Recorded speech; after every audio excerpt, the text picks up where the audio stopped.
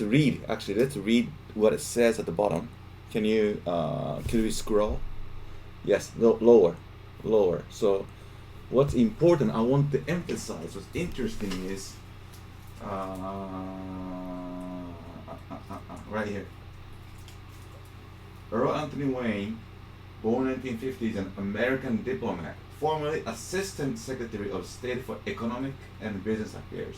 So he understands economic and business affairs. That's his expertise, right? And Ambassador to Argentina, Deputy Ambassador to Afghanistan. That's not mentioned here, but that's something I want to address because it's not talked on video. Okay.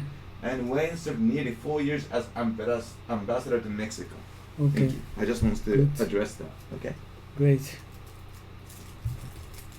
My guest today is Tony Wayne, former ambassador to Argentina, as well as former U.S. ambassador to Mexico. Tony, thanks for being a guest on Valuetainment. It's great to be with you, Patrick. Yes, good to have you. So, Tony, as somebody who was a former ambassador yourself to Mexico, what is your take on all these things that's going on with U.S. and Mexico tariffs? We're not going to do tariffs. We're going to do tariffs. What are your thoughts on that?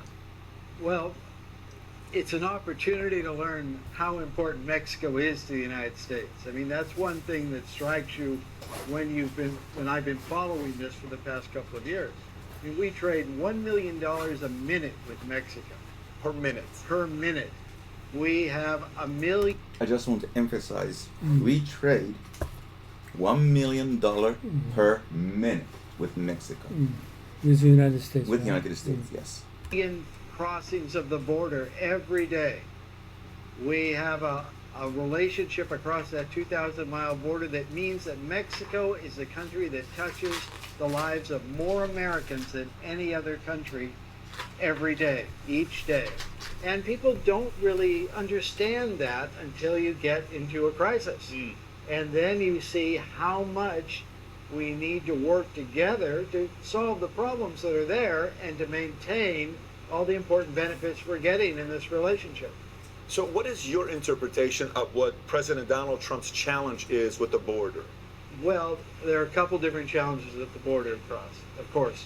There are the migrants. That's from Central America incoming. That is a real challenge. It is an emergency. They've started coming in family units in unprecedented numbers, and they've surprised everybody by how many are coming. Sure. Now, we can talk about the reasons for that, but we do need to have a better management of it, and we just can't absorb that many. He said, we need to have better management. So the topic is border challenge, right? Between Texas and, between American border, 2,000 miles, American border, and Mexico, right? And said that in this, what he said is, migrants are the problem.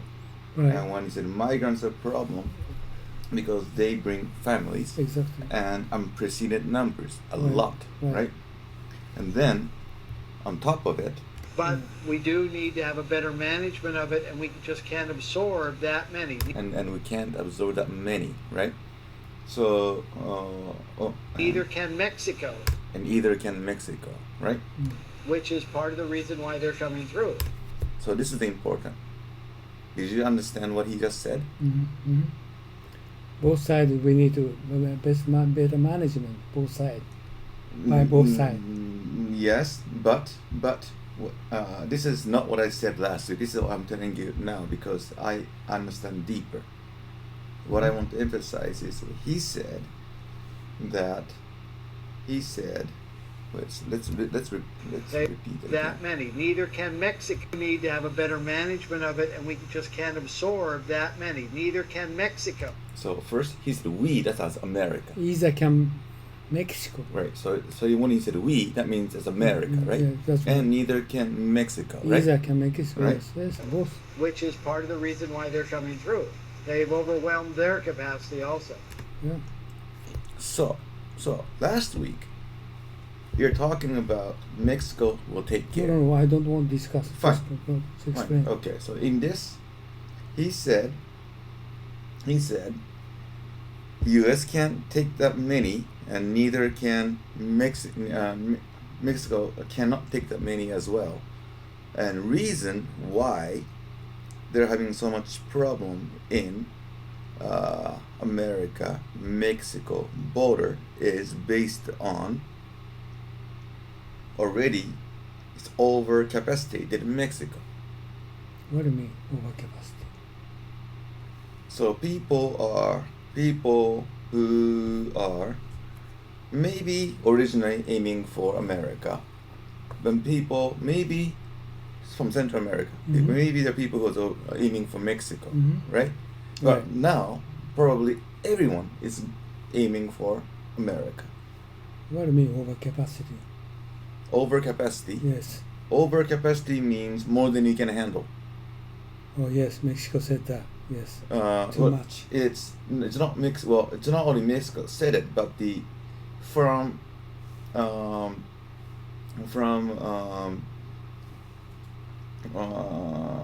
well, okay, what he said. I just want management to. of it, and we just can't absorb that many. Neither can Mexico, That's right. which is part of the reason why That's they're right. coming through. It's weak said.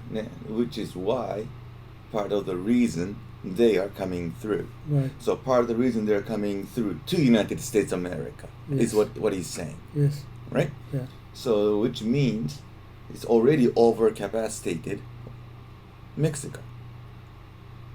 You mean Mexico side you're talking about? This video said Mexico side. This said He doesn't talking about American side. he is no. They have that many. Neither can Mexico, which is part of the reason why they're coming through. Which Right. is why Right. okay, U.S. can't take that many. Neither can Mexico, right? Which is why they are coming through. So they are already coming beyond Mexico to the United States border. Why? Because it's already more than Mexico can handle. That's right. You're right. Right? He said that. Yes, this is wrong. He said, Unprecedented numbers, and they've surprised everybody by That's how many right. are coming. You're right. Now we can talk about the reasons for that, but we do need to have a better management of it, and we just can't absorb that many. Neither can Mexico, which is part of the reason. This one. which is part of the reason. So top Mexico officials said migrant flood from Central America is too much to handle. So top right. Mexico officials said, right? So Yes. so Mexico is already overcapacity. That's right. Okay. Reason why they're coming through. They've Wait. overwhelmed their So capacity. Mexico, one more time. which Sorry. is On May 19. So this is June 5th. You see, June 5th. So this is the news from June 5th, Right. right? Right. This year. is part of the reason why they're coming through. They've overwhelmed their capacity also. Secondly, we have a problem of the drug trafficking that does take place across the border. And we have the profits from that trafficking that go back to Mexico, often in the form of guns that they bought to take back to be used by the cartels in Mexico. Please pay attention. He's talking about guns, right? So all the drugs comes in from Mexico to U.S. The drug be sold, turn into the money, right? Right. Then the money will turn into guns, Right. right? Right. So he's focusing on guns, Right. right? Going back to Mexico, Right. Right. Exactly. but which means money stays in America, right? You sure? Well, how are they getting guns? No, I don't know. The How part are of, they part of getting money guns? spent for guns, but Right. majority of money is. They don't just get a gun for free, right? Yeah. So I that know means- that that means they're they- buying guns, but are they going to spend all my money for guns? No, not all. Okay. But not all. So that's why. Okay. So he's talking about guns, because this is talking.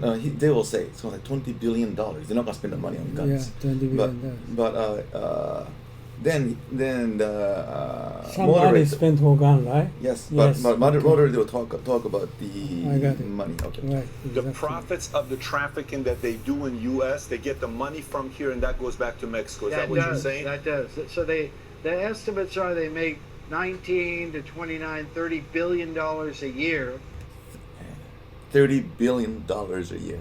For what? selling for from the drugs. narcotics, right? Yes. That's right. those drugs in the United States, then a lot of that goes back to Mexico to the cartels to fuel their operations. So 19 to 20 billion, that's right. and it goes back to Mexico. And it their goes back economy. to Mexico. And so one Actually, of the money going back, challenges right? is Mhm. handling the illicit commerce in both directions. Mm. And that means you have to go after supply for sure, but you have to go after demand also. So that's important, right? You Yes. can't just bust all the drug dealers. Right. You need also how to delete the demand in states. What do you mean? So narcotics are the supply, Mhm. right? Mhm. And why narcotics come into the United States is because they are demanding United States. Yes, that's Right? right. They are drug addicts in the United States Exactly. who wants drugs, Yes. right? Yes. But what he said is you can't just chase over the drug dealers. Mm-hmm. You need to fix not only the supply side, Mhm. but you need to also fix the demand side. How to Exactly. Right. Got how it. You have to to try Right. handling the I understand. illicit commerce in both That's right. directions. Both directions. both directions. Yes. And that means you have to go after supply for sure, but you have to go after demand also. Got it. You have to try and bring that demand down in the United States, and that's what would be a big help to us because we have all these addiction deaths in the United States, which we don't want. We've got to do that. And then in Mexico, all this money fuels the violence that they've been plagued by and the rising homicides in that country. So the tariff that So basically, American guns are killing Mexicans. Huh? American guns are killing Mexicans. Oh yeah. Right. Of course. President Trump put on Mexico that was, taken out fairly quickly. It didn't last a long time. It lasted, I think, the lifespan of the tariff. I don't even know if it was a It couple didn't months. even go into Yeah, it didn't effect. even go into effect. So, do you think the intention of wanting to have a tariff was to say, because on the campaign he said Mexico's going to pay for the wall? Do you think it's his way of saying Mexico paid for the wall, or do you think it's more of trying to focus on protecting the border, asking Mexico, what can you do to fix the immigration problem of coming here? What do you think yourself? I think he was trying to get Mexico's attention to be better at helping fix the number of migrants headed north. Okay, so it's very simple. You didn't read into it thinking there's anything more than that. Well, that's why I think he did that. Now, Okay. he previously also said, I'm going to shut the border down, and sometimes in some of his statements he's linked it to drug trafficking also. But basically, he was trying to get attention, I believe. This is getting out of hand. Let's fix it. Now, the problem with that tactic is that he also panics a lot of American businessmen and a lot of American consumers because we are so dependent on building things together. See, this is the important part. We're dependent on building things together. They cannot shut it down. This is not only American problem. This is That's right. international problem, right? Exactly. We have to rely on other Yeah. countries Both way. both way, right? And half of all our trade with Mexico are intermediate goods. They go into a final product either in the United States or Mexico. And then the other half are final things, but they're consumed in both countries. So if you actually put those tariffs on, you would be taxing U.S. businesses and U.S. consumers, as well as hurting Mexicans. So everybody would really be paying the price. So the bottom line is it's very good that we did not go on that path, but you still have a lot of business people who are very worried about the unpredictability of this situation. And since you produce and talk with entrepreneurs all the time, what they crave is knowing the rules, knowing the situation, so they can make their planning, they can invest, they can take their innovative steps that they want to, but they're not going to get knocked around by changes in government rules. Yeah, it's funny you say that. We were talking to a friend of mine who runs a restaurant. It's a very good-sized restaurant. They do 20 million a year, so it's not a small restaurant. And I said, how much is this tariff, this conflict we're having with U.S. Mexico affecting you? He says, a lot. I said, tell me more. Tell me what you mean by that. He says, tomatoes, onions. He started getting into this. He says, we feel the pain. He says, because 5 pennies or even 2 pennies felt on 20,000 pounds a month, that can end up being money. So it's interesting you say that, because I know the entrepreneurs are affected by it. So how different is our relationship with Mexico that we had a little bit of a challenge with, different than the relationship we have with China? Because there's trade issues going both places. What's the difference between Mexico versus China to you? This is important. Well, first, I think Canada and Mexico have been our number 1 and number 3 export markets. China's number 2. Mexico and Canada have been number 1 and number 2 because they're neighbors. They're because right they're next neighbors, to us. and then China is right there in between. Got it. Now, Mexico's actually become number 1 this year because of the problems with China. But the difference, there are a couple differences. One is we build things with Canada and Mexico. See, that's the important part. We build things with Canada and Mexico. Right. We don't do that with China. So, for example, a car coming back from Mexico that looks like a Mexican car, really 40% of that car is American product. See, I wasn't really aware. It's almost 50%. Almost half of the product is actually American made. I wasn't aware of that. Really? It said 40%. He said, yes. Yes, is American made. American parts. American input. Yes. If American the car input. was coming in from China, it'd be 4% might be American product. So you see, from China, it's only 4%. American parts. Yes, coming back. So which means 95% are China made. Made in China. Made in China. Right. So there's a real difference. And then if it was Canada, 25% or 20%. So the difference is we make things together with our neighbors. We don't do that with China.